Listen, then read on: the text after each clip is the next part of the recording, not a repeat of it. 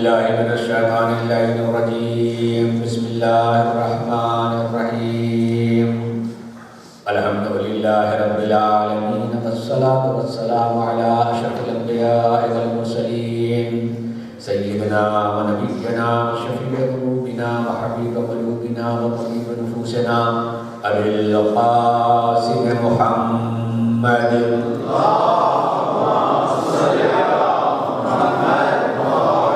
وعلى أهل بيته الطيبين الطاهرين المعصومين ولعنة الله على أعدائهم أجمعين من يومنا هذا إلى يوم الدين. أما بعد، وقد قال الله سبحانه تبارك وتعالى في كتابه الكريم وهو أصدق القائلين وقوله الحق. بسم الله الرحمن الرحيم. فاقصص القصص لعلهم يتفكرون.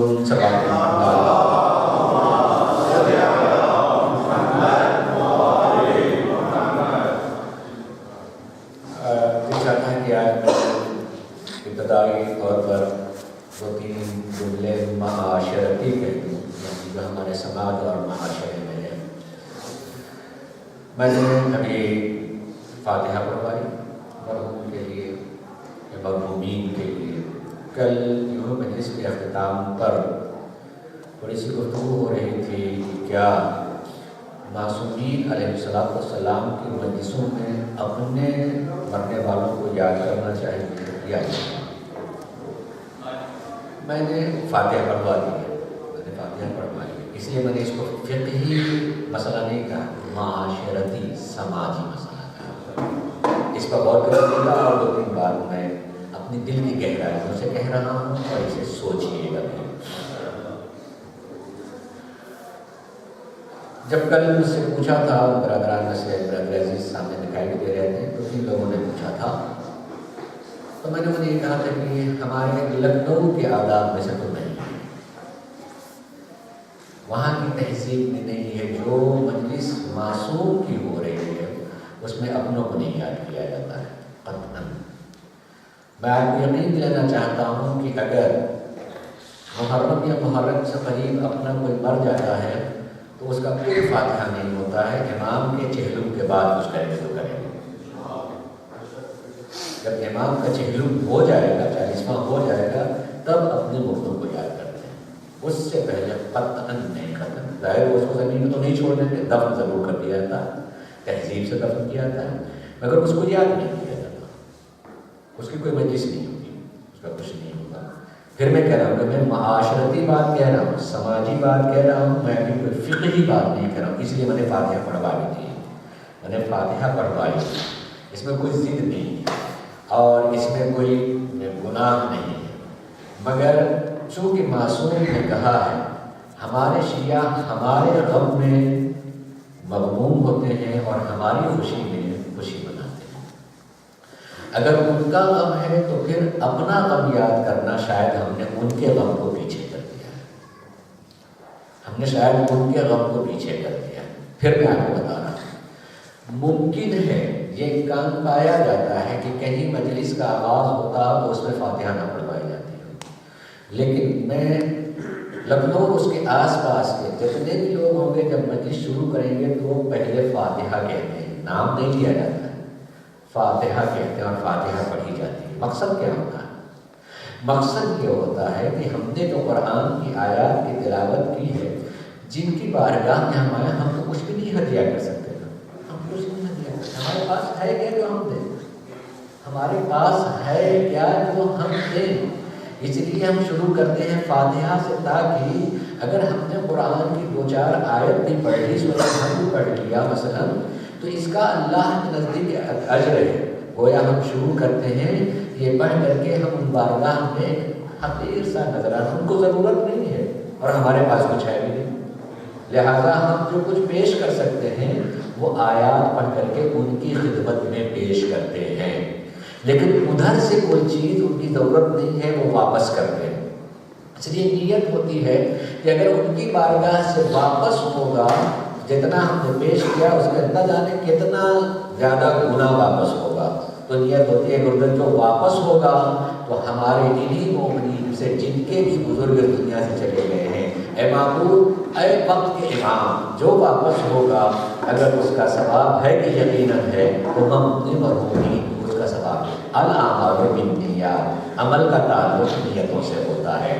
ایسے ہی اگر کسی شخص نے محرم کی کسی مجلس پہ، ہماری زبان میں جو کہتے ہیں اسپانسر کر لیا ہے، وہ خالی نیت کر سکتا ہے کہ ہم نے معصوم کی مجلس کو اسپانسر کیا ہے، اور یقیناً در اس عمل کا کوئی نہ کوئی ثواب ہوتا ہے۔ خالی وہ نیت کرتے ہیں کہ اللہ کی طرف سے اور معصومین کی طرف سے اس مجلس کا جو بھی ثواب ہے، میں نے اس ثواب کو اپنے والدین، اپنے بھائی، اپنے بہن یا جو بھی دنیا گزر گیا ہے میں ان کے لیے کر رہا ہوں، تو اعلان کرنے کی ضرورت نہیں ہوتی ہے۔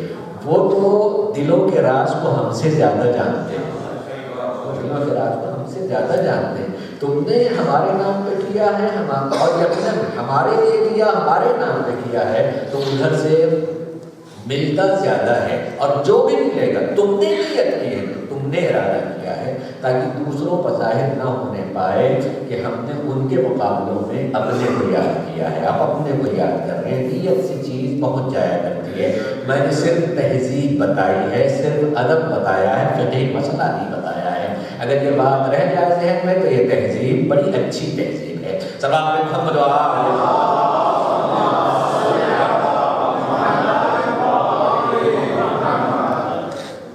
حقیقت اگر اپنی محبت کے جذبات کو ایک مرتبہ سامنے رکھ کر کے سوچیں تو کیا واقعا یہ دل چاہتا ہے کہ ہم اپنے لوگوں کے غم کو لے کے بیٹھ جائیں، ان کو یاد کریں؟ حقیقت میں دل تو نہیں چاہتا ہے، اور خصوصاً ایام اعظم میں، خصوصاً ایام میں جس میں شہزادی یہی آئی ہیں اپنے جشن کے لیے، جس میں وقت کا معصوم یقیناً یہی کہیں ہے اپنے جد کے لیے، جو اپنے جد کے لیے کہتے ہیں کہ میں خون کے آنسو ہوتا ہوں، قسم خدا کی میرے مولا نے کہا میں خون کیا۔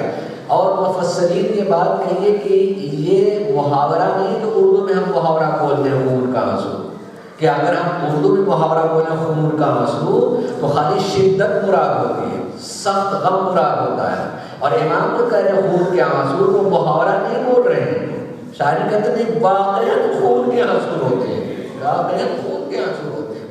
اگر زمین خون کے آنسو ہو سکتی ہے، اگر آسمان خون کا آنسو ہو سکتا ہے تو امام خون کے آنسو ہوتے ہیں۔ اس لیے تہذیب ازا یہ ہے کہ اگر جن کے لیے منسوب ہے انہی کو یاد رکھنا چاہیے، نیت کرنا کہ ہمارے اس آنے سے، ہمارے اس ماتم کرنے سے، ہمارے اس پیسوں سے شرکت سے، ہمارے قول کی شرکت سے، ہمارے ماتم کی شرکت سے، ہمارے نوحے کی شرکت سے ان کی بارگاہ سے کچھ ملنے والا ہے تو میں اپنے لیے نہیں اپنے بزرگوں کے لیے وہ ثواب کو دیتا ہوں، تو وہ ثواب مل جائے گا۔ ثواب پڑھے محمد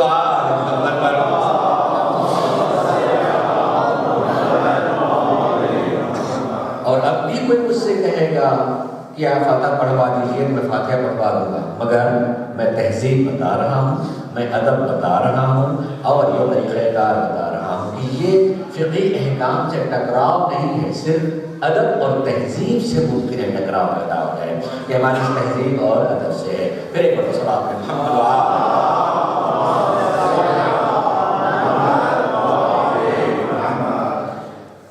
میں اپنی باتوں کا آغاز کرتے ہوئے اگرچہ میں نے کل وعدہ کیا تھا ایک بات کا مجھے یاد ہے کہ میں اس بات سے آگے بات کو پیش کروں گا، لیکن شاید کل بھی میں نے محسوس کیا تھا اور آج بھی، اور ایک 2-3 دن باقی رہ گئے ہیں، اس میں چاہتا ہوں کہ میں بہت زیادہ خوش بات نہ کہہ کر کے کچھ باتیں اس سے متعلق بھی کہتا رہوں۔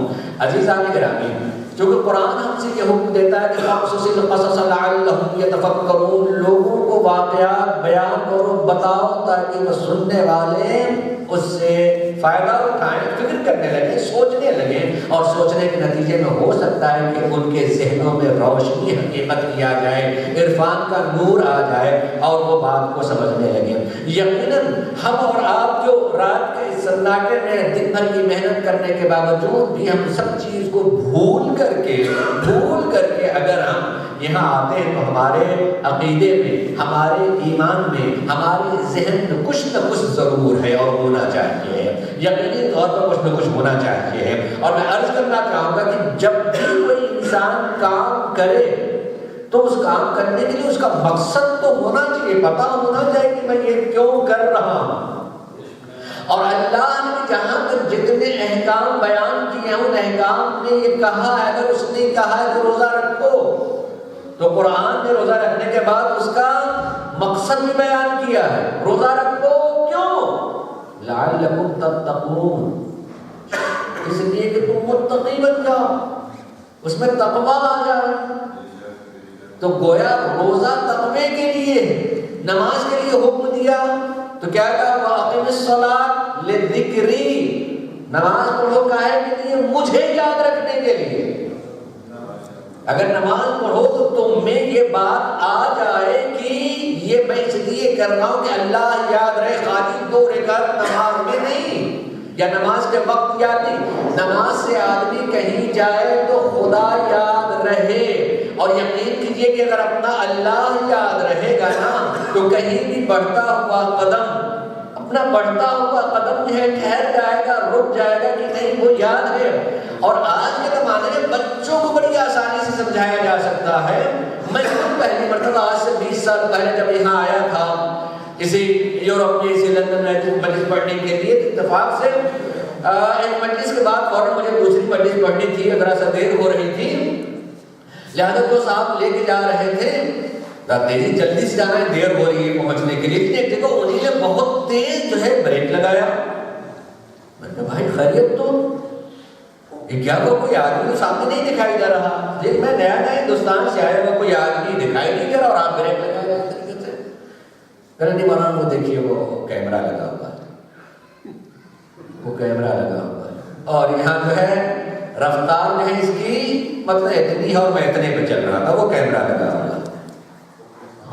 اس کے بعد میں نے کئی مرتبہ مجلسوں میں ذکر کیا، اگر انسان کو کیمرے کی آنکھ پر اعتبار آ جائے، کیمرے کی آنکھ پر یقین اور اعتبار اور ایمان ہو، تو کتنی جلدی غلطی کرنے سے اپنے پاؤں روک لیتا ہے، ٹھہرتا ہے۔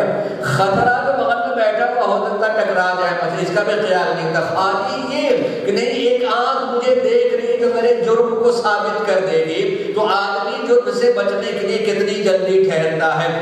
انسان نے کیمرہ بنایا، غلطی بھی کر سکتا ہے، ہو سکتا اس میں ریل بھی نہ ہو سکتا، خالی جو ہے ایک دھوکے کے لیے بھی لگایا گیا، لیکن اس کے باوجود بھی اس پر یقین ہوتا ہے تو آدمی کتنی جلدی ٹھہرتا ہے۔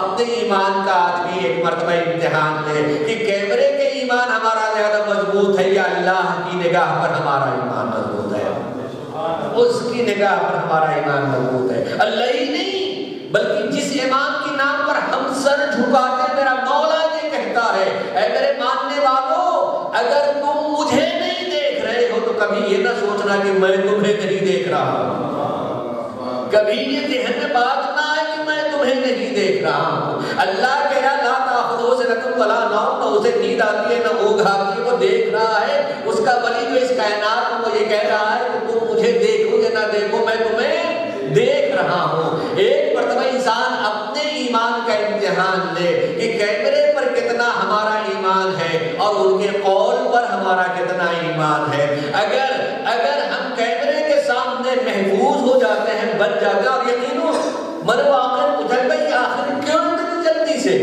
کیوں اتنی جلدی اور اس طریقے سے آپ نے بریک لگا دیا ہے؟ تو مولانا مسئلہ اگر خالی جو ہے اس کا جرمانہ دینا ہوتا، اس وقت جو ہے مثلا 30 پاؤنڈ تھے بتایا تھا شہر لندن میں، کہ اس پر جو ہے اگر کیمرے میں آ گیا تو 30 پاؤنڈ دینے پڑے گے، اب اور زیادہ ہو گئے۔ مولانا اللہ کا دیا بہت ہے، توجہ کرو غور کیجیے گا، کلام اللہ کا دیا اچھا خاصا ہے، اگر خالی 30 پاؤنڈ ہی دینا ہو جائے تو ہم دے دیں گے، نہیں اس میں پوائنٹ لگ جاتے ہیں صاحب، ہمارا لائسنس جو ہے ابھی 2-3 پوائنٹ کٹ ہی چکے ہیں، اگر لگ جائے تو معلوم ہوا کہ ختم ہوتے ہوتے ہمارا لائسنس ہی نہیں رہ جائے گا۔ یعنی ان کی زبان کو میں نے اپنے میں ترجمہ کیا کہ یہاں سیاہ دھبا لگ جائے گا، ہمارے اس نامہ عمل میں سیاہ دھبا لگ جائے گا، اس کو مٹانے کے لیے اتنے دن گزارنے پڑیں گے مثلا، یا اتنا بچنا پڑے گا۔ عزیزو پیسہ دینے کے لیے تیار ہیں، مگر اپنے اس نامے پر جس کو آپ لائسنس کہتے ہیں اس پر سیاہ دھبا نہ لگنے پائے، اس کو پوائنٹ کم نہ ہونے پائے۔ اگر اس دنیا میں سیاہ دھبا لگ رہا اس کے لیے اتنا خوف ہے، اور آخرت میں جو نام اعمال کھلنے والا ہے اس پر اگر آدمی کا خیال نہ ہو، اس پر آدمی نہ سوچ رہا ہو، کبھی کبھی تو آدمی یقیناً اس بات کو نہیں سوچا، تو مگر بات آگے 2-3 جملہ کہنا چاہوں گا اور میں پھر ابھی مجلس کے طریقے سے آپ کو پڑھتا ہوں، لیکن ذرا سا غور کر لیجیے گا. میں انہی دنوں کو واسطہ بناتا ہوں کہ شاید نام حسین پر جو کسی ذہن میں کوئی بات رہ جائے گا تو شاید میرے اس لباس کی بھی لاج رہ جائے گی، اور امام بھی شاید کبھی کہیں اور یقیناً کہیں گے تو نے پیغام کو پہنچایا، سوئے ہوئے ذہنوں کو جگایا ہے. غفلت میں پڑی ہوئی دنیا ہوگی. میں نے پہلے ہی دن کہا تھا کہ جاگتے ہوئے کو جگانا بڑا مشکل ہوتا ہے. کوئی سو گیا ہو جگا دے تو واقعاً آسان ہے، لیکن جاگتے ہوئے کو جگانا، آنکھ کھلی ہوئی ہے، بیٹھا ہوا تعریف کرنے کے لیے اور وہ نعرہ لگانے کے لیے بیٹھا ہے، اور اسے میں کہوں جاگو جاگو، غفلت میں ہو تم. کہیں زمین پہ بیٹھے ممبر نہ بیٹھا ہوں تماچے مار لے گا کہ مولانا آپ آخر کیا کر رہے ہیں؟ ساری دنیا جاگ رہی ہے، نعرہ لگانے کے لیے بیٹھی ہو، آپ کو وہ پڑھتے ہی نہیں جس میں نعرہ لگے اور ہمیں جگا رہے ہیں. مثلا ہم تو خود ہی اس طرح کے پڑھ، مگر میں کہنا چاہتا ہوں واقعی انسان غفلت میں کس طریقے سے ہے. اس دنیا کی سائنسی ترقی سے بھی آدمی جاگ سکتا ہے. میں صرف اتنا کہنا چاہتا ہوں، بہت سی جگہوں پر آ کر کے آدمی کہتا ہے، کبھی ابھی مشورہ نہیں شروع ہوا تو یہ ہوئی بات ہوئی تھی تو میں ذکر کر رہا ہوں، یاد آ گیا اس وقت. کبھی کبھی آدمی کہتا ہے کہ ہمیں کیوں کہا جاتا ہے یہ چیز نجس ہے، وہاں نجس ہے، وہاں نہیں جانا چاہیے، اس سے جو ہے اس سے آدمی اور اس کی انسانیت کو آپ انسلٹ کر رہے ہیں. وہ آدمی ہے، وہ انسان ہے، اس کی آپ انسلٹ کر رہے ہیں. اللہ ہم سے یہ کہتا ہے، توجہ چاہتا ہوں غور کیجیے، اور میں سمجھتا ہوں انشاءاللہ جوانوں کے ذہنوں کی بات باقی رہ جائے گا، پھر میں مجلس پڑھتا ہوں، غور کیجیے گا. اللہ کے رسول کہتے ہیں القاتل لعیالہ کالمجاہد فی سبیل اللہ، جو اپنے بچوں کے لیے محنت کرتا ہے اس کی مثال ایسی ہے جیسے وہ راہ خدا میں جہاد کر رہا ہو. بچوں کے لیے محنت کرنے والے کی مثال ایسی ہے جو کہ راہ خدا میں جہاد کر رہا ہو، اور کہا کہ محنت کے نتیجے میں جو اس کے پسینے نکلتے ہیں اس کی قیمت نگاہ قدرت میں اتنی ہی ہے جیسے میدان جہاد میں کوئی زخم کھائے اور اس سے خون کے قطرے نکلے. شکر خدا کہ کم سے کم نعرہ لگا اور لگنا چاہیے تاکہ جاگے مولا صبح اور محمد والے محمد پر. پڑھنی آتی میں پڑھوں گا اور انشاءاللہ پڑھوں گا، مگر غور کیجیے گا کہ جو کوئی اپنے بچوں کے لیے محنت کرتا ہے اس کی مثال ایسی جیسے راہ خدا میں جہاد کر رہا ہو. محنت سے جو پسینے آتے ہیں اللہ کی نگاہ میں اس پسینے کی وہی قیمت ہے جو مجاہد کے جسم سے نکلے ہوئے قطرات میں ہوتی ہے. لیکن کیا ہر محنت کرنے والے کے لیے ہم سمجھتے نہیں انسان دو جز کا نام ہے، ایک ہے جسم اور ایک اس جسم میں پلنے والی ہے روح. ہمیں خیال دونوں کا کرنا چاہیے ہے. اگر ہم اور آپ خالی سوچیں تو ہم جسم کے پالنے کی فکر کرتے ہیں، روح کے پالنے کی کہیں فکر نہیں کرتے ہیں. توجہ تب تو میں نے بات کہی ہے کہ انسان نجاست کی طرف سے یا نجس کی طرف سے انسان اور انسانیت کی آپ انسلٹ کرتے ہیں، اس کی بے عزتی کرتے. توجہ چاہوں مدار گرامی غور کیجیے گا، اپنے جوانوں کو بتائیے گا، خود فکر کیجیے گا، کوئی گوشہ سوال کا نکلے پوچھ لیجیے گا. ہو سکتا ہے کہ میں اتنے چند منٹوں میں بہت زیادہ وضاحت نہ کر سکوں، مگر پوچھ لیجیے گا کہ نہیں کہیں نہیں انسلٹ ہوتی ہے، کہیں اس کی بے عزتی نہیں ہوتی ہے. اگر ہمیں خیال ہو کہ ایک روح بھی ہے، اس کا بھی خیال کرنا چاہیے ہے. ہم صرف جسم کا تو اتنا خیال کرتے ہیں کہ غذائیں پاکٹ میں آ جاتی ہیں، پاؤچ میں آ جاتی ہیں اور اس میں تاریخ لکھ جاتی ہے کہ یہ ایکسپائری ڈیٹ ہے. آدمی پڑھنے لگتا ہے اور اس کی تاریخ گزر گئی. ہمیں خیال کرنا چاہیے. کاہے کے لیے خیال کرتے بھائی؟ غذا ہی تو ہے نا. لیکن ہم نے اپنے جسم کا خیال کیا ہے کہ اگر وہ تاریخ کے اندر ہو تو جسم بنے گا، تاریخ گزر گئی ہو تو ہو سکتا ہے یہی زہر بن جائے، ہو سکتا ہے کہ اسی سے انسان کا جسم جو ہے. یعنی ہم نے صرف تاریخ کو دیکھا، ڈیٹ کو دیکھا، ایکسپائری ڈیٹ کو دیکھا ہے. اگر وہ تاریخ کے اندر ہو تو مطمئن ہوتے ہیں. مذہب میں سکھاتا ہے کہ جہاں تم اس کی تاریخ دیکھ رہے ہو کہ تاریخ کے اندر ہے یا نہیں، وہیں یہ دیکھ لو کہ پاک بھی ہے یا نہیں، حلال بھی ہے نہیں. اگر تاریخ کے اندر ہے تو جسم بنے گا، اگر پاک اور حلال ہے تو روح کی تعمیر ہوتی رہے گی. پاک اور حلال ہے تو روح بنتی رہے گی. اگر بہت ہی سجے سجائے اور صحت مند جسم میں روح نجس ہونے لگتی ہے تو بات کانوں سے ٹکراتی ہے دل کی گہرائیوں میں نہیں اترا کرتی ہے. اور میں یہ بات اپنی طرف نہیں کر رہا ہوں. ایام عظام نام حسین پہ آنے والوں آپ پڑھ لیجئے مولا حسین کا قول, اور یہ تقریباً آخری قول ہے, تقریباً آخری قول, یہ آخری دن کا یقیناً قول ہے. جب امام حسین سب کو بلا رہے ہیں, دعوت حق دے رہے ہیں, کوئی نہیں آ رہا, بلکہ جب پوچھتے میں صحیح کہہ رہا ہوں کہ نہیں کہہ رہا ہوں, تاریخ چیخ چیخ کے کہتی ہے کہ سب سر ہلا کے کہتے تھے صدقت یا حسین, اے فرزند رسول آپ بالکل صحیح کہہ رہے ہیں. مگر کیوں نہیں پلٹ کر کیا آتے, کیوں نہیں حسین کے ساتھ ہو جاتے؟ امام نے وجہ بیان کی ہے. وجہ بیان کرتے ہوئے کہتے ہیں کہ قد ملیت بطونکم عن الحرام فطبع اللہ علی قلوبکم, چونکہ تمہارے پیٹ مال حرام سے بھرے ہوئے ہیں.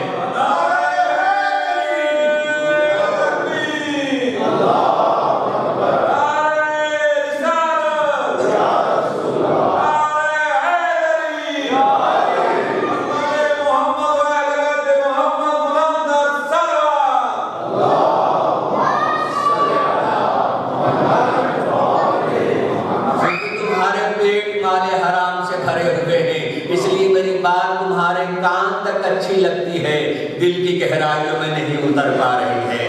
ہمیں اس قول کی روشنی میں مجھے خود اپنا امتحان لینا چاہیے. کوئی بات اچھی لگی اور میری زندگی میں وہ عملاً نہیں آئی تو کہیں ایسا تو نہیں ہے میرا پیٹ مال حرام سے بنا ہو, بھرا ہوا ہو. بات اچھی لگے, انکار تو نہیں کر سکتے, مگر یہ کہ وہ میری عملی زندگی میں نہیں آ رہا ہے, میری عملی زندگی میں نہیں آ رہا ہے. ہم نے کہا فلاں شرک کی بنیاد پر نجس ہے, کیونکہ قرآن نے کہا انما المشرکون نجس, مشرک نجس ہوتا ہے. دیکھو اس سے بچو, نجس نہ, یہ اس سے انسانیت کی انسلٹ ہوتی ہے, آدمی کو جو آپ بے عزت کر رہے ہیں. عزیزو اگر ہم چلے جائیں ہاسپٹل میں, فلاں قسم کا مریض ہے وہاں جانے نہیں دے رہے ہیں, یہ منہ باندھ لو, یہ ہاتھ باندھ لو, اس طریقے سے پہن لو, بھائی کیا اس جگہ کیوں نہیں سوچتے کہ یہ بھی آدمی اور وہ بھی مریض ہے؟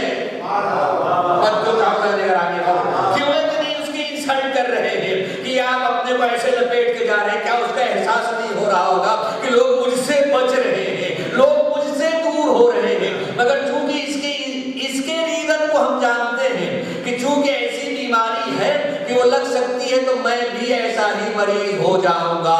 عزیزو جسم کے پوجنے والے اگر جسم کو نقصان پہنچے تو سارا کام کرنے لگتے ہیں. اسلام روح کو پاک و پاکیزہ رکھنا چاہتا ہے.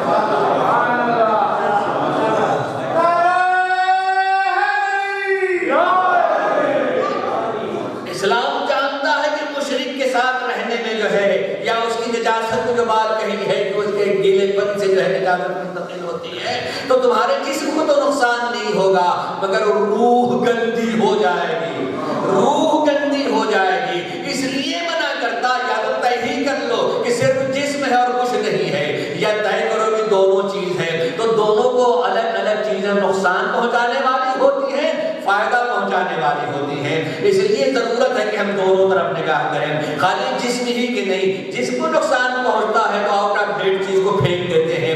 آگے یہ گھر میں رکھی خراب ہو کے پیسہ لگاؤ مگر آدمی نہیں کھاتا ہے. یہ کہے پہ چیز میں اپنا پیسہ کھا رہا ہوں, آدمی کہے پیسہ کھاؤ گے مر جاؤ گے, اس لیے آؤٹ آف ڈیٹ ہے. تو اگر انسان کو اپنے جسم کو نقصان پہنچنے لگتا ہے تو ہزاروں کا خریدا ہوا مال آؤٹ آف ڈیٹ ہو جاتا ہے تو پھینک دیا گیا, کہیں درد نہیں ہوتا ہے. ایسے ہی انسان کسی مریض کو بالکل اپنا تھا, اپنی اولاد تھی جسے کلیجے سے لگائے رہتا تھا, اللہ بچائے رکھے ایسا مریض ہو گیا کہ اس کی بیماری پھیل سکتی ہے, تو اس کے پاس جاتے ہوئے بھی ڈرتے ہیں, اتنا پہن لو, اتنا باندھ لو, اتنا کر لو, ورنہ تم بھی مریض ہو جاؤ گے, دوسروں کو بھی مریض کر دو گے. جسم کو نقصان پہنچنے والا آدمی احتیاط کرتا ہے. اگر شریعت کہے کہ یہ نہ کرو اس سے تمہاری روح خراب ہوگی, یہ نہ کرو اس سے تمہاری روح نجس ہو جائے گی, یہ نہ کھاؤ اس سے تمہاری روح خراب ہو جائے گی, نجس ہو جائے گی, تو وہاں سوال ہونے لگتا ہے بے عزتی کر رہے ہیں. عزیزو نہیں, تم اب انسان کامل نہیں پیدا ہوا ہے, کامل بننے کے لیے پیدا ہوا ہے. اس لیے ضرورت ہے کہ اسے کیا کرنا چاہیے اور کیا نہیں کرنا چاہیے تاکہ کامل بنتا چلا جائے. سلام علیہ محمد و آل محمد.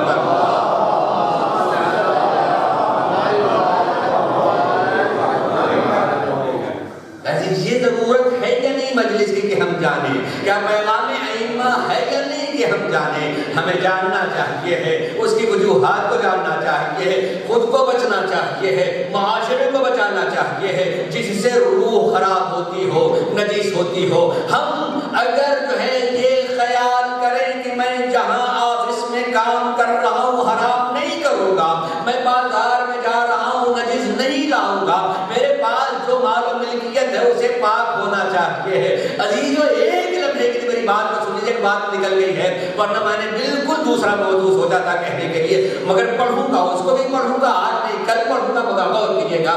عزیزو ہمارا مذہب ہمیں سکھاتا ہے، نماز ہم سے کہتی ہے ان الصلاۃ تنہی عن الفحشاء والمنکر، نماز برائیوں سے روکتی ہے، نماز برائیوں سے روکتی ہے۔ میں نے ڈھیروں نماز پڑھ ڈالی، برائی سے کبھی نہیں رک رہا ہوں، میں وہی کر رہا ہوں، ڈھیروں نمازیں پڑھ لی، اعمال عاشورہ بھی کر لیے ہیں، عیدین کی نماز بھی پڑھ لی ہے، جماعت کی نماز ہو رہی تھی وہ بھی پڑھ لیا ہے، مگر مجھے یعنی کیا نماز کوئی ڈنڈا لے کر کے آ جاتی ہے کہ تم نے مجھے پڑھا اب یہ نہیں کرو گے؟ نہیں، نماز روکتی ہے، لیکن نماز کو شرائط کے ساتھ نہیں ہونا چاہیے۔ ایک بہت ہی دور کی بات کہہ رہا ہوں، اور کاش انسان کے ذہن میں بات باقی رہ جائے، اے کاش کی باقی رہ جائے، میرے مولا میری شہزادی میری زبان میں اثر کیجیے کہ سننے والوں کے ذہن میں بات باقی رہ جائے۔ نماز کے شرائط ہیں، ان شرائط میں سے یہ ہے کہ باوضو ہونا چاہیے۔ توجہ چاہوں گا، وضو نماز کا حصہ نہیں، کہیں بھی پڑھ لیجیے، جو بات کہہ رہا ہوں میں نے زندگی گزاری ہے علم دین حاصل کرنے میں، مقدمہ نماز ہے۔ آدمی یہ کہتا ہے چھت پہ جائیے، بات بالکل صحیح کہہ رہا، جانے والا سیڑھی تلاش کرنے لگتا ہے، وہ تو نہیں پوچھتا ہے کہ آپ نے سیڑھی تو بتائی نہیں، چھت پہ جانا اس کا مقصد ہے، چھت پہ جانا، لیکن آدمی جاتا ہے چھت پہ جانے کے لیے سیڑھی اور زینہ ہونا چاہیے، تلاش کرتا ہے۔ اللہ نماز پڑھنے کے لیے کہتا ہے، مگر یہ کہ مقدمہ نماز وضو ہے، مقدمہ نماز وضو ہے، اور وضو کے لیے بھی کچھ شرائط ہے کہ پانی پاک ہونا چاہیے ہے، اپنا ہونا چاہیے ہے، پھر نماز کے لیے جگہ اپنی ہونی چاہیے ہے، جو کپڑا پہنے وہ اپنا ہونا چاہیے ہے۔ میں سب پر اگر بولنے لگوں گا تو کئی مجلسیں پڑھ دوں، اور میں نے پڑھی ہیں کئی مجلسیں پڑھ دوں گا، میں صرف اتنی بات کہنا چاہوں گا کہ یہ کہ کپڑا اپنا ہونا چاہیے، میرا اپنا ہونا چاہیے۔ میں کسی کی چوری لاگت کر کے میں پڑھے ہوں پہنے ہوں، میں کسی کی بات نہیں کہہ رہا، میں اپنی ہی بات کہہ رہا ہوں۔ میں صرف جتنی بات لگتی ہوئی ہو نا وہ سمجھیے کہ مولانا اپنی بات بیان کر رہے ہیں، کوئی اپنے دل پہ نہ لے کر کے جائے گا۔ ہاں مطلب سوچنے کی دعوت ضرور دوں، کیا میں کسی کی چوری کیے وہ؟ ہاں چوری کیے ہوئے، سینکڑوں آدمی کے چوری کر کے پہنے ہوئے، اس لیے کہ مجھ سے مذہب نے یہ کہا کہ جتنا تمہارے پاس مال ہے سال گزرنے کے بعد اس میں خمس ہے، سال گزرنے کے بعد اس میں میں نے کبھی خمس دیا ہی نہیں۔ کتنے لوگوں کا حق میں نے پہنا ہے، کتنے لوگوں کا حق میں نے اپنے جسم پر پہنے ہوئے، میں کتنے لوگوں کا نماز پڑھے چلے جا رہا ہوں، نماز پڑھے چلا جا رہا ہوں۔ میں یہ کہنا چاہوں گا نماز برائیوں سے روکتی نہیں بلکہ برائیوں سے بچتے ہوئے جب آدمی ہوتا آتا ہے تب نماز ہوتی ہے۔ میرے خود سے کیا یہ یاد کر لیجیے گا، نماز برائیوں سے روکتی ہے کا مطلب یہ ہے کہ نماز ہوتی ہی ہے اس وقت جب آدمی برائیوں سے بچتا ہوا آئے، وہ پانی اپنا استعمال کرے، گھر اپنا استعمال کرے۔ میں نے کبھی ہندوستان میں پڑھا تھا تو وہاں میں نے کہا تھا کہ پانی اپنا نہیں ہوتا، معلوم ہوا کہ پانی کم آ رہا ہے، یہ بجلی کا بل زیادہ جا رہا، پانی وہاں موٹر لگائے ہوئے ہیں، لہذا اس موٹر سے جو ہے پانی کھینچ لیا، اپنے یہاں حوض بھر لیا اور میٹر کو بند کر دیا۔ توجہ کہاں غور کیجیے گا، موٹر سے پانی کھینچا، میٹر کو بند کر دیا، اس کا حق ہم مار رہے ہیں۔ تو کیا میرا پانی ہوا؟ میرا پانی ہوا نہیں، میرا نہیں ہوا۔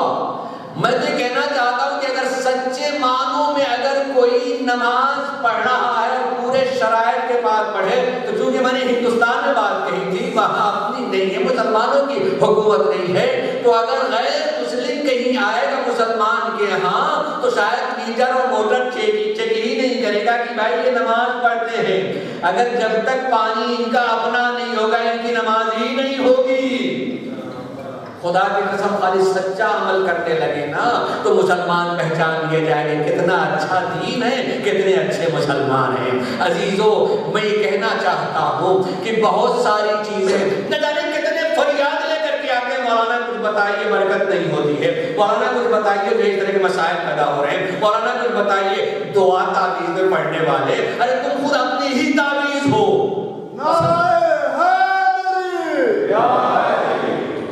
خود تم اپنی تعویذ ہو، اپنے عمل کو کہتے شاید کوئی، اب میں کہیں دوسری طرف نہ چلا جاؤں، لگتا ہے کہ کسی نے کالا جادو کر دیا ہے، ایک کالے پیلے کے پچھنے والے تمہارا عمل کالا ہو گیا ہے، قسم اللہ کہ تمہارا عمل کالا ہو گیا ہے۔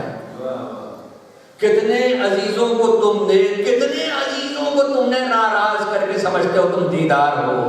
میں جلدی سے بات کروں، میں معذرت خواہ ہوں، میری بات اس طرح نکل گئی اور میں اس چیزوں کو پڑھ رہا ہوں اس لیے کہ لیکن میں سمجھتا ہوں کہ اللہ ہے پروردگارا، اے میرے معبود، اے میرے امام کے مالک، اور اے میرے آقا اور میرے امام، آپ یہی ہے شہزادی، یقیناً آپ یہی ہیں، میں نے آپ کا اور آپ کے بچوں کا صدقہ کھا کر کے پڑھا ہے، قسم پروردگارا ان کا صدقہ کھا کر کے پڑھا ہے، میرے باپ کے پاس اتنا نہیں تھا کہ وہ اپنے مال سے پڑھا سکے، پہلے تو میں ذکر کیا تھا، لیکن ان کا صدقہ کھا کر پڑھا، اس لیے میں کہنا چاہ رہا ہوں عزیزان گرامی کہ غور کیجئے گا، فکر کیجئے گا کہ نبی کریم فرماتے ہیں خیرکم لأہلہ۔ آدمی یاد نہ جانے کتنی شکایتیں کرتا رہتا ہے، صاحب ان کو سمجھے تھے بڑے اچھے آدمی ہیں، قریب ہوئے تو پتا چلا کہ وہ کیا ہے، بزنس کر لیا، لوٹ کے ٹیک چلے گئے، ان کے ساتھ مل کر کے یہ کیا، یہ دھوکہ دے دیا۔ بھائی تم نے ان کو کس معیار پہ اچھا سمجھا تھا؟ کوئی معیار بھی تھا یا نہیں تھا؟ خالی ہنس کے بول دیے تو سمجھے کہ وہ اچھے آدمی ہیں، خالی ان کو مجلسوں میں دیکھا تو سمجھے کہ وہ اچھے آدمی ہیں۔ میرے نبی فرماتے ہیں خیرکم لأہلہ، کسی آدمی کو اگر اچھا دیکھنا چاہتے ہو اس کے گھر کے اندر سے دیکھو۔ میرے یار میرے جملے پر آپ نے جو نبی نے کہا ہے گھر کے اندر سے دیکھو، جو اپنے گھر میں اچھا ہے ایک معیار یہ ہے کہ وہ اچھا ہوگا، یعنی جو خون کے رشتے کو اچھائی سے نبھا رہا ہے، بھائی بہن ناراض نہیں ہے، بھائی سے لڑائی نہیں ہے، اپنے گھر والوں سے بھی دوری نہیں ہے، بلکہ لوگ فرض کہنے لگتے ہیں اپنے تو غیروں میں غیر اپنا ہو گیا، بھائی جھوٹا ہے، ایسا ہو نہیں سکتا ہے۔ جو اپنے گھر کا ہے وہ گھر کا، خیرکم لأہلہ، جو اپنے گھر میں اچھا ہے وہ اپنا، میں نے کہیں نہیں دیکھا کہ نبی نے یہ کہا جو بڑا مسجدی ہو، بڑا نمازی ہو وہ اچھا ہے، جو بڑا مجلسی ہو، بڑا مجلسیں کرتا نہیں کراتا وہ اچھا ہے، بلکہ کہا جو اپنے گھر میں اچھا ہے، جو اپنے رشتوں میں اچھا ہے، جو اپنی اولاد کے ساتھ اچھا ہے، جو اپنے بھائی بہنوں کے ساتھ میں اچھا ہے۔ جملہ مختصر کر کے کہہ دوں، سوچئے تو جو اپنے گھر میں خون کا وفادار نہیں ہو سکتا وہ کسی کے پسینے کے کہاں سے وفادار ہوگا؟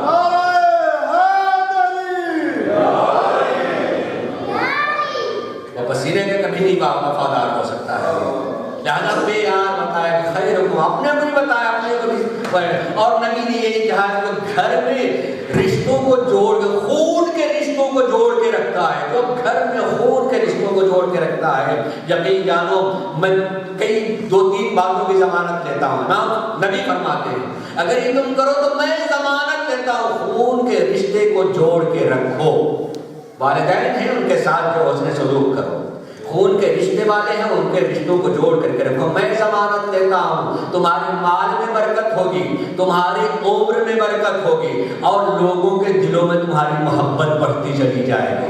آدمی خواہش مند کہے کا ہوتا ہے، دولت کا، عزت کا اور اپنی عمر کا، تینوں چیزوں کی ضمانت دی ہے نبی کریم نے کہ اگر تم خون کے رشتے کو جوڑ کے رکھو، وہ توڑ رہا ہے تم جوڑو، اور پھر فوراً یہ کہتے ہیں کہ اگر تم خون کے رشتے کو جو توڑ دو گے تو اگر تمہاری عمر کے 30 سال باقی رہ گئے ہیں تو وہ تمہاری عمر 3 سال میں تبدیل ہو جائے گی، اور اگر خون کے رشتے کو جوڑ لو گے تو اگر تمہاری عمر کے 3 سال رہ گئے ہیں تو وہ 30 سال میں تبدیل ہو جائے گی۔ یعنی لفظ بدل کر کے کہوں، تقدیر لکھی نہیں ہے، خدا آدمی اپنی تقدیر بنا لیتا ہے۔ ثواب میں محمد و آل محمد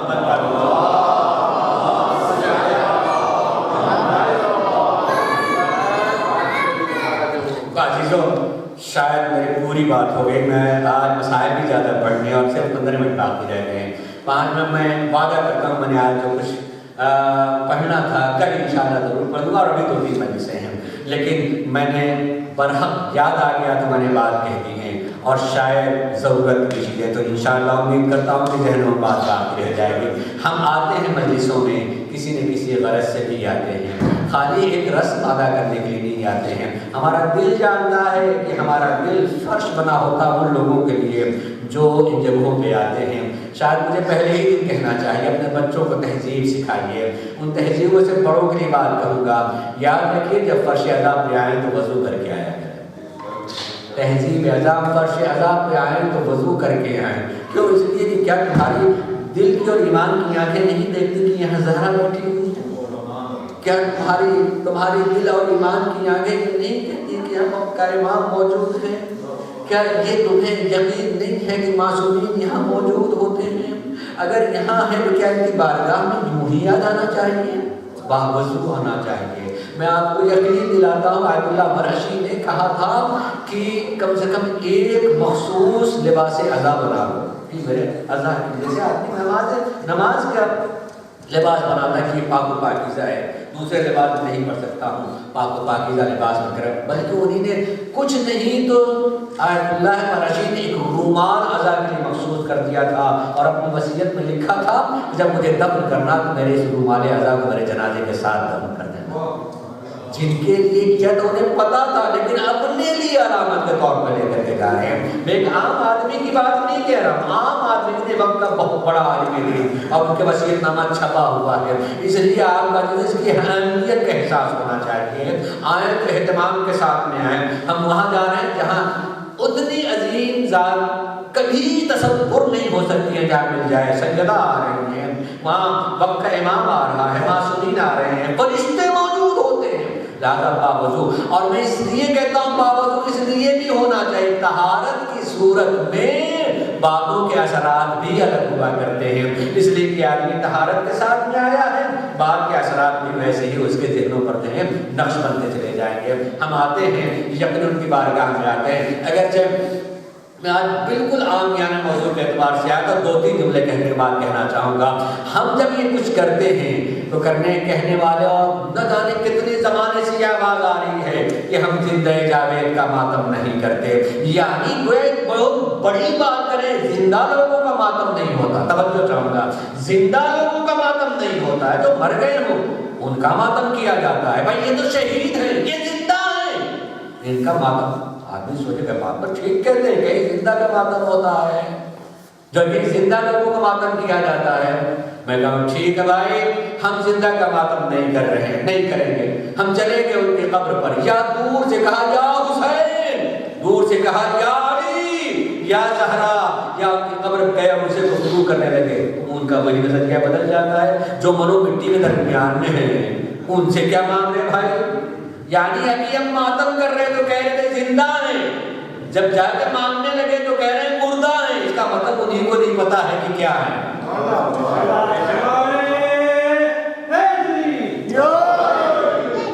ان کو خود نہیں پتا ہے کہ کیا ہے. علی تو میں مانتا ہوں زندہ ہے, میرا عقیدہ ہے زندہ ہے. قرآن نے کہا ہے جو میری راہ میں دنیا سے اٹھ جاتا ہے اس کو مردہ تصور نہ کرنا, زندہ ہے. اور یہ بھی کہا بھائی, اور اللہ کے پاس سے انہیں رزق ملا کرتا ہے. توجہ چاہوں گا, اللہ کے پاس سے انہیں رزق ملا کرتا ہے. اور شروع ہی قرآن میں دیکھیے گا کہ اللہ نے نیک بندوں کی خصوصیت کیا بیان کی ہے کہ مما رزقناہم ينفقون, کہ ہم اپنے بندوں کو جو رزق دیتے ہیں وہ اپنے پاس نہیں رکھا کرتے, بانٹ دیا کرتے ہیں.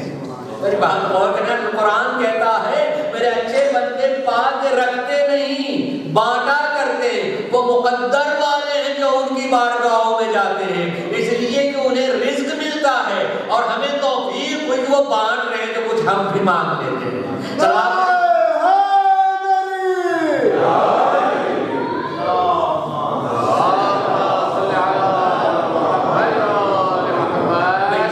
وسیلے کے عنوان سے کل پڑھوں گا, اور آج بہت کچھ لے کر کے آیا تھا مگر کل انشاءاللہ پڑھوں گا وسیلے کے عنوان سے.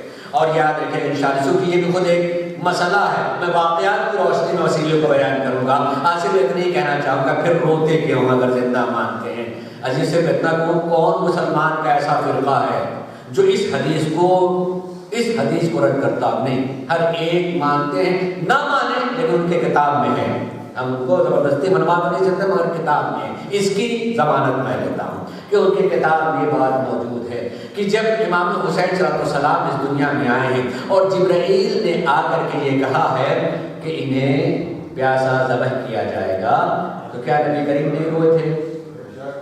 حسین زندہ ہے، گود میں ہے، ابھی شہید نہیں ہوئے ہیں، خبر شہادت دی جاتی ہے اور رسول رو رہے ہیں۔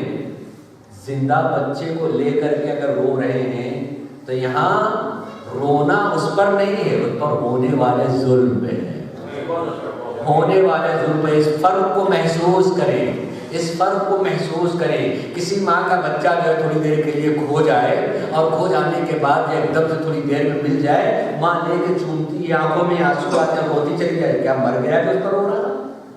روئے گا نہیں، خالی اتنا غم کہ نہ جانے اتنی دیر میرا بچہ کتنا پریشان رہا ہوگا، کس نے ستا دیا ہوگا، اس تصور سے رونے لگتی ہے۔ اس رونے کو مرنے پہ رونا نہیں کہا جاتا ہے کہ مرنے پہ رو رہے ہیں، رسول مرنے پہ نہیں رو رہے ہیں، جو ظلم بتایا گیا اس ظلم پہ رو رہے ہیں، اس ظلم پہ رو رہے ہیں۔ عزیزو، آج جس کا ہم تذکرہ کرنے کے لیے بیٹھے ہیں، یہ بھی ایک ماں باپ کی آرزو کا نام ہے، ایک تمنا کا نام ہے، ایک ایسی تمنا کا نام ہے جس کے بعد کربلا والوں کو اس پر اتنا اعتبار تھا، اتنا اعتبار تھا کہ ہر ایک کا یہ خیال، بھیا عباس ابھی زندہ ہے، کس کی مجال ہے جو ادھر آ جائے گا؟ عباس زندہ ہے، کس کی مجال ہے جو ادھر آ جائے گا؟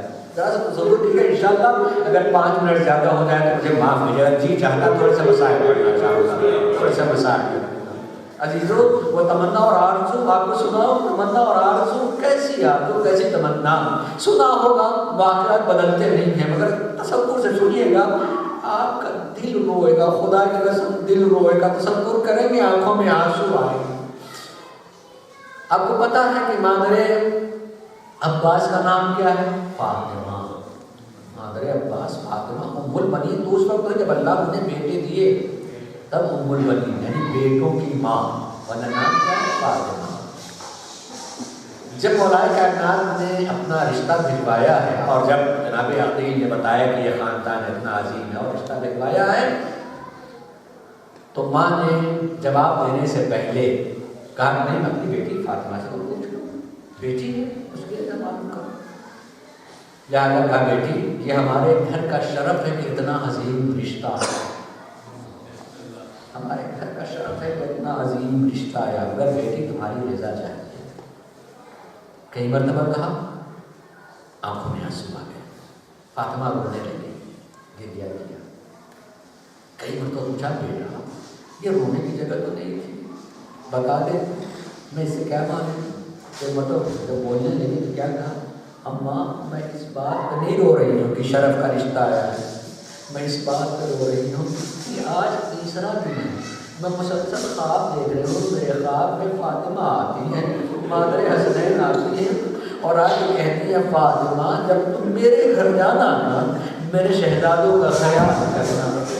میں سوچا کرتی تھی کہ مجھے ہی کوئی شرف ملے گا کہ میں اسی دنیا میں جنت میں چلی جاؤں گی، کیا مجھے ہی شرف ملے گا کہ مجھے حسنین کی خدمت کا موقع ملے گا؟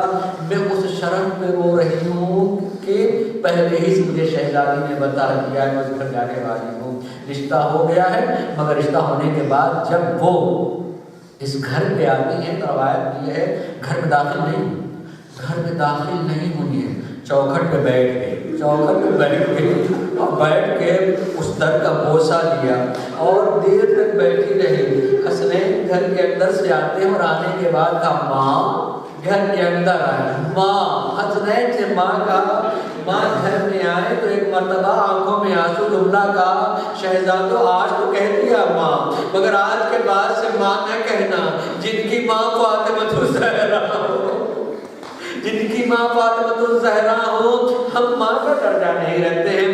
میں خادمہ بن کے آئی ہوں، میں خدمت کرنے کے لیے آئی ہوں۔ جس فاطمہ کے پہلے دن یہ تصورات کو سوچے جب ان کی گود میں عباس آئے ہوں گے تو انہیں نے کیسی تہذیب اور کیسی تربیت دی ہوگی، اور یہی اس کا تہذیب اور تربیت ہی کا نتیجہ تھا کہ عباس 30 سال کے ہو گئے مگر حسین کو کبھی بھائی نہیں کہا، کبھی بھائی نے کہا، مولا کہا ہے، آقا کہا۔ ماں کی تربیت ہے، دیکھو بیٹے تم ضرور علی کے بیٹے ہو مگر بھائی نہیں، تم خادم ہو، خادم ہو، خادم ہو۔ اچھا یہ 2-3 واقعات پڑھوں گا اور سوچئے گا، اور پھر اس کے بعد شہادت پڑھتا ہوں، غور کیجئے گا۔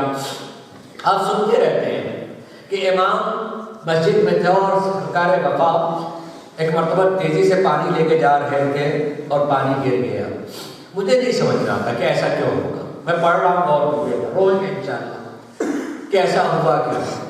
آپ کو پتہ ہے کہ سرکار وفا اور امام حسین میں سن کا فاصلہ بہت ہے، 20 سے 22 سال کا فاصلہ ہے، اور اتنے چھوٹے بچے سے امام حسین کہیں بیٹھے ہوئے کہیں گے نہیں کہ تم پانی لے کے آؤ میرے لیے۔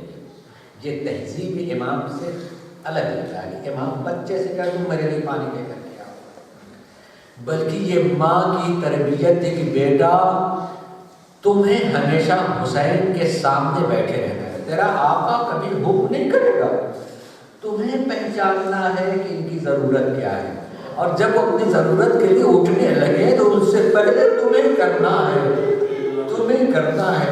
حسین کبھی تمہیں آرڈر نہیں دیں گے، تمہیں کبھی حکم نہیں دیں گے، میرے لال ہمیشہ سامنے بیٹھنا۔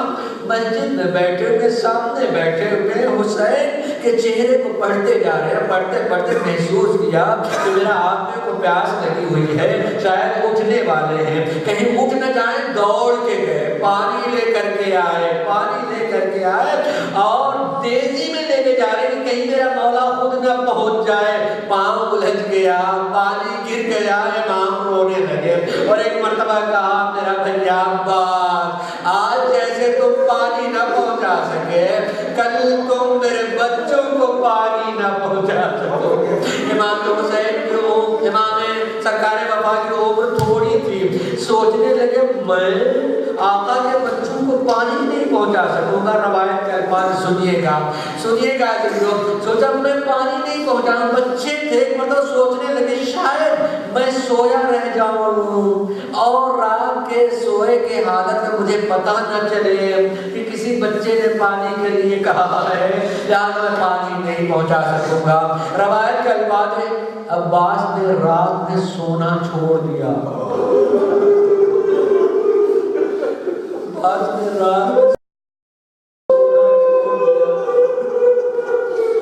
6-7 روز گزر گئے۔ ایک دن شہزادی آئی، جناب زینب آئی، دیکھا عباس کا عالم عجیب سا ہو رہا ہے، بڑی بڑھ کے کلیجے سے لگایا تھا بھئی عباس تمہیں کیا ہو گیا، تمہیں کیا ہو گیا، یہ حالت کیا ہے؟ واقعہ سنا دیا۔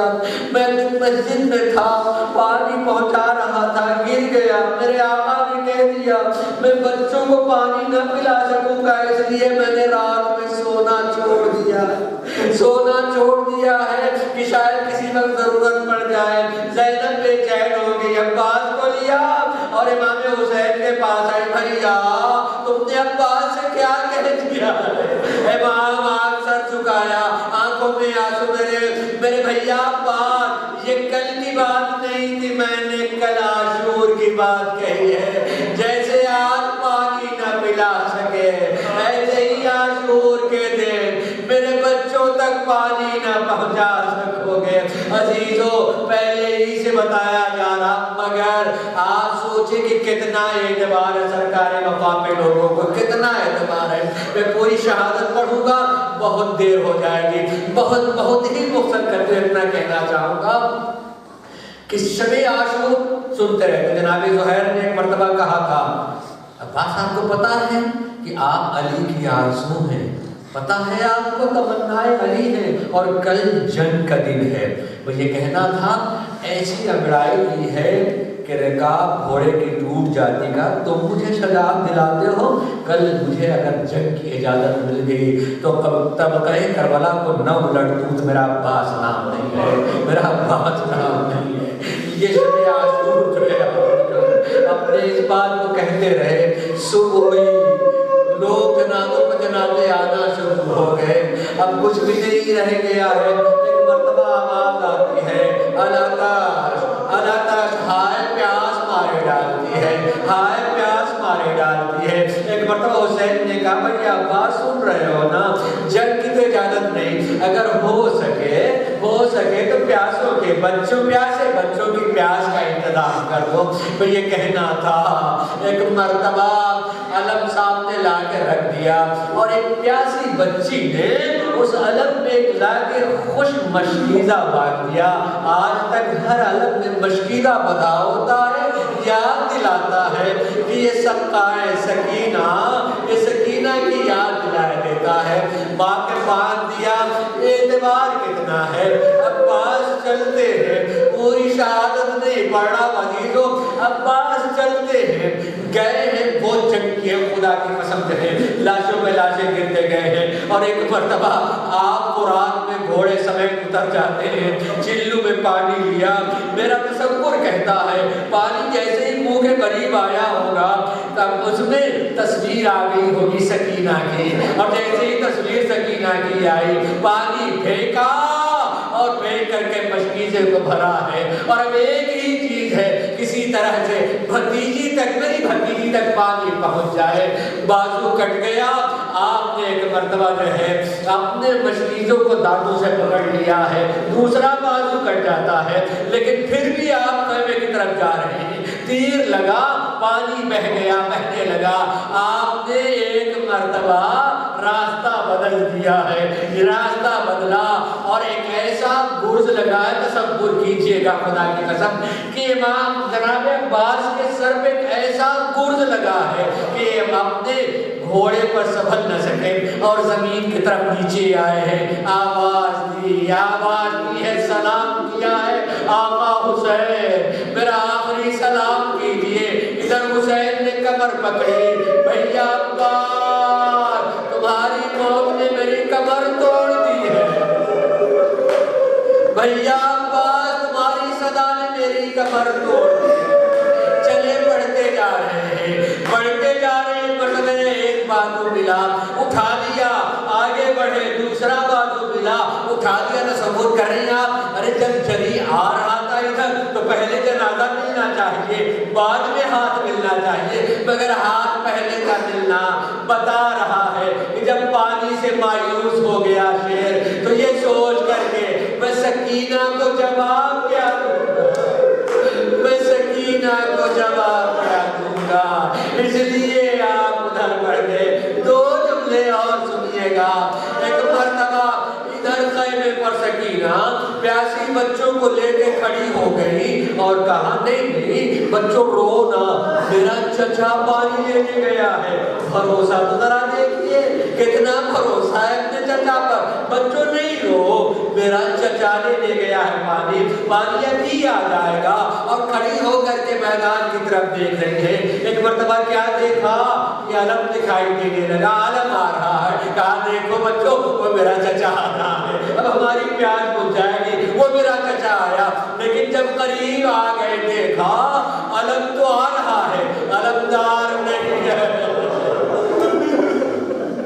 हदीस सुन लीजिए गमना, एक ही अलम आ रहा है, अलमदार नहीं आ रहा है। फिर भी अभी आस नहीं टूटी, अब भी आस नहीं टूटी है। खुद पढ़ी और बाबा के करीब आगे कहती, बाबा क्या मेरे चचा की कोई खबर है? सच बताइए, जो बाबा जनाजा छोड़ के आया है वो आखिर जवाब दे। तो क्या बाबा मेरे चचा की कोई खबर है? जुमला सुनिएगा। इमाम हुसैन ने कहा, मगर बेटी तुम अपने चचा का इंतजार क्यों कर रही हो? तो उसके बाद तारीफ लिखती है, तारीफ लिखती सकीना ने कहा, अरे मेरे चचा ने मुझसे पानी का मेरे चचा ने मुझसे पानी का वादा किया है, मेरा चचा बेवफा नहीं है। अरे ये कहना था, इमाम ने सर झुकाया, सकीना अब इंतजार न करो। अब सकीना ने कहना शुरू किया, चचा अरे भतीजी कभी पानी ना मांगेगी,